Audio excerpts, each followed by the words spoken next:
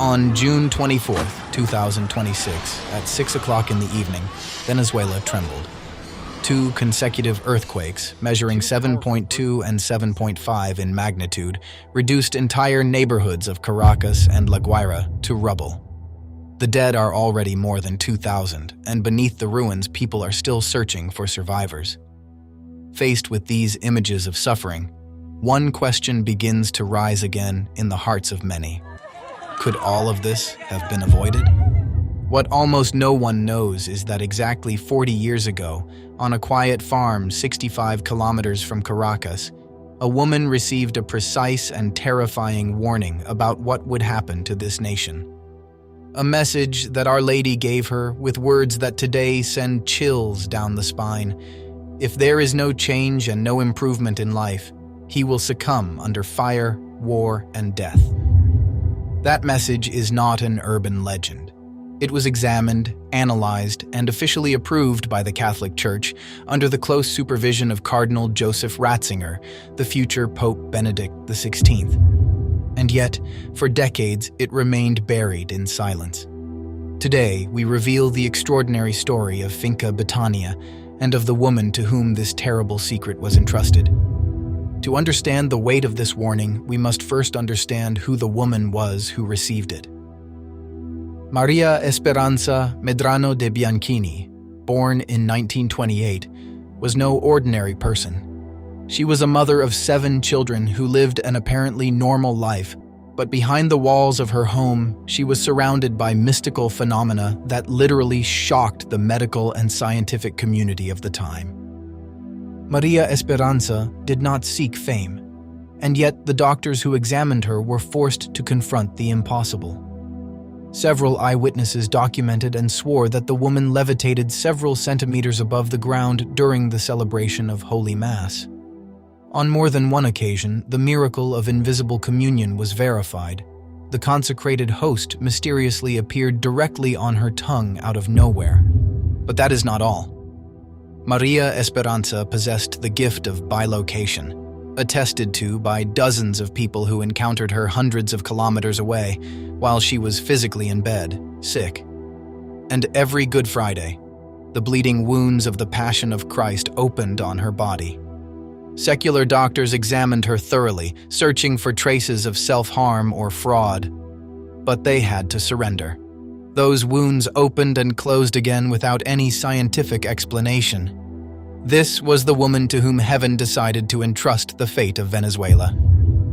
It all began in 1974, when María Esperanza felt an inner prompting that led her to purchase a farm in the state of Miranda.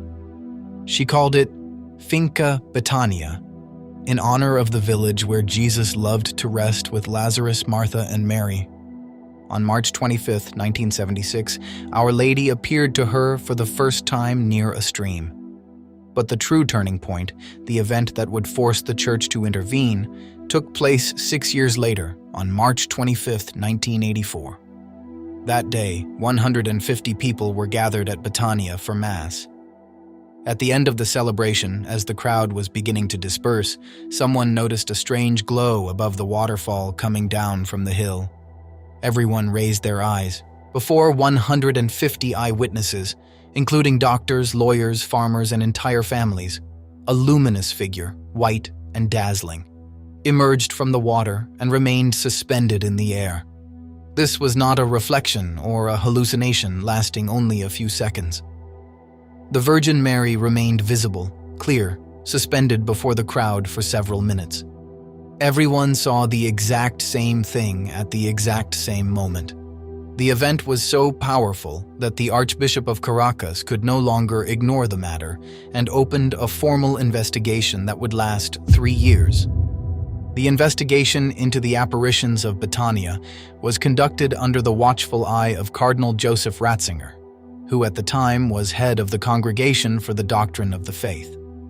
Ratzinger was known as a theologian of iron discipline, extremely skeptical when it came to private revelations.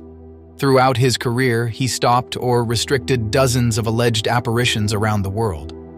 But before the files of Betania, the medical reports on María Esperanza, and the testimonies of the 150 witnesses at the waterfall, Ratzinger had to surrender to the evidence of grace. On November 21, 1987, with the approval of the Vatican, Archbishop Pio Bello Riccardo signed the official decree. The apparitions of Finca Betania were authentic, supernatural in nature, and worthy of belief. It is one of the very few Marian approvals granted in the entire 20th century. But along with the approval, the content of a dramatic message also emerged. A message the world preferred to ignore. A few months before the official approval, on August 11, 1987, Our Lady gave María Esperanza an urgent message, without softening her words. Man at this moment is abusing the graces he has received and is heading toward perdition. If there is no change and no improvement in life, he will succumb under fire, war, and death. Let us pay very close attention to these words. Often, when people hear prophecies like this, they fall into the mistake of thinking of divine punishment, of an angry God who throws lightning from the sky or makes the earth shake out of revenge. But the theology of Betania teaches us something very different. God does not send earthquakes to punish mankind. Our Lady did not come to threaten a chastisement, but to give a practical and spiritual warning. When a people forgets God, when solidarity is extinguished, when corruption spreads and people stop caring for the weakest, they inevitably end up building a society on sand. If the money meant to make homes safe, to build earthquake-resistant infrastructure, and to support hospitals is stolen by human greed. If society is divided by hatred and indifference, the very structure of a nation becomes weak. And when the earth trembles, a natural event that, in a united and prepared society, would cause limited damage, in a fragile and impoverished society, it becomes a massacre. Fire, poverty, and death are not sent by God. They are the result of the choices of a humanity that has ignored the call to justice, charity, and care for the poor. In the years that followed, Venezuela experienced a dramatic economic collapse, deep political divisions, and extreme poverty. And today, before the images of Caracas devastated by the earthquake, we understand that the message of Betania was not a threat, but the painful diagnosis of what happens when a people decides to live without God and without fraternal charity. At Betania, the Virgin presented herself with a specific and beautiful title: Mary, Virgin and Mother, Reconciler of All Peoples. She had not come only for Venezuela, but for all humanity, today more than ever divided by wars, tensions, and indifference. Her request was not impossible. She asked for simple things, the same things the Gospel has asked of us for 2,000 years: to pray with the heart, to go to confession, to reconcile with those who have wounded us, and above all, to reach out to those most in need. The farm of Betania is still there, and the shrine is still open. The message of reconciliation examined by Ratzinger continues to shine like a beacon in the darkness of our times. Before the images of collapsed buildings and suffering families, it is up to us to decide whether we will continue to ignore this call or finally begin to change our hearts.